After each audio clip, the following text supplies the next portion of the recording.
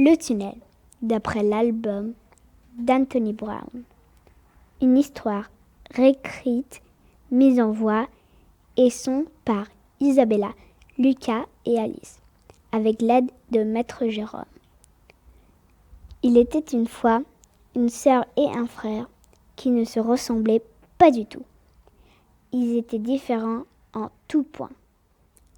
La sœur passait des heures seule à la maison. Elle lisait et elle rêvassait. Le frère s'amusait dehors avec ses copains. Il riait et criait. Il chahutait et il se bagarrait. Le soir, il s'endormait rapidement dans sa chambre. Mais elle restait éveillée.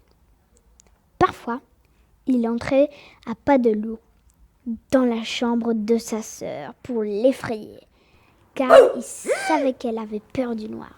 Quand ils étaient ensemble, ils se chamaillaient et se disputaient bruyamment, tout le temps. Arrêtez de faire trop de bruit quand vous jouez au foot. Laissez-moi lire. Toi toujours, t'as ton nez dans les livres. Un matin, leur père perdit patience. Allez jouer dehors tous les deux. Et essayez de bien vous entendre pour une fois. Et soyez à l'heure pour le déjeuner. Mais le garçon ne voulait pas que sa petite sœur l'accompagne. Pourquoi fallait-il que tu viennes? Ce n'est pas de ma faute. Je ne voulais pas venir dans cet horrible endroit. Il me fait peur, ce terrain vague. Oh, pauvre bébé, tu es une vraie poule mouillée. Hé, viens voir! Regarde, un tunnel! Allons voir où il mène! Non, il ne faut pas. Il y a peut-être des sorcières ou des lutins ou n'importe quoi là-dedans. Ne sois pas si nouille. C'est des histoires de gosses. Nous devons être à l'heure pour le déjeuner. La sœur était terrorisée par le tunnel, alors elle resta dehors à attendre le retour de son frère.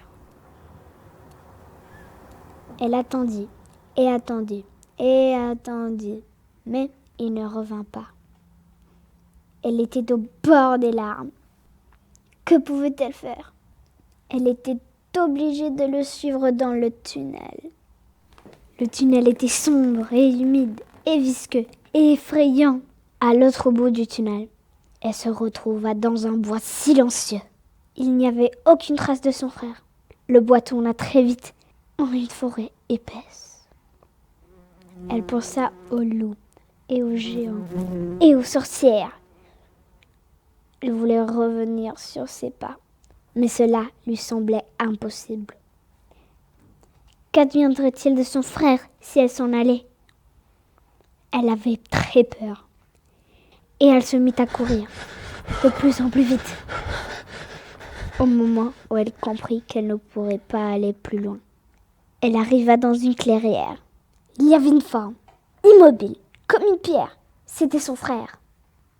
Oh non, j'arrive trop tard. Elle jeta ses bras autour de la forme froide et dure. Très lentement, la silhouette changea de couleur, s'adoucit et se réchauffa. Puis, progressivement, la forme se mit à bouger. Son frère était là. Rose, je savais que tu viendrais. J'ai vu une maison dans la forêt. Y étais-tu? Oui. J'ai ouvert la porte et j'ai trouvé un plat couvert d'une cloche. J'ai soulevé la cloche. Et là, tu sais quoi? On rentre à la maison. Ils traversèrent la forêt. Le bois, le tunnel, et se retrouvèrent à l'air libre, ensemble. Pourquoi tu ne me dis rien? Pourquoi tu ne m'expliques pas ce qui s'est passé dans cette maison? J'ai pas le droit. Ils arrivèrent à la maison. Leur père préparait le repas.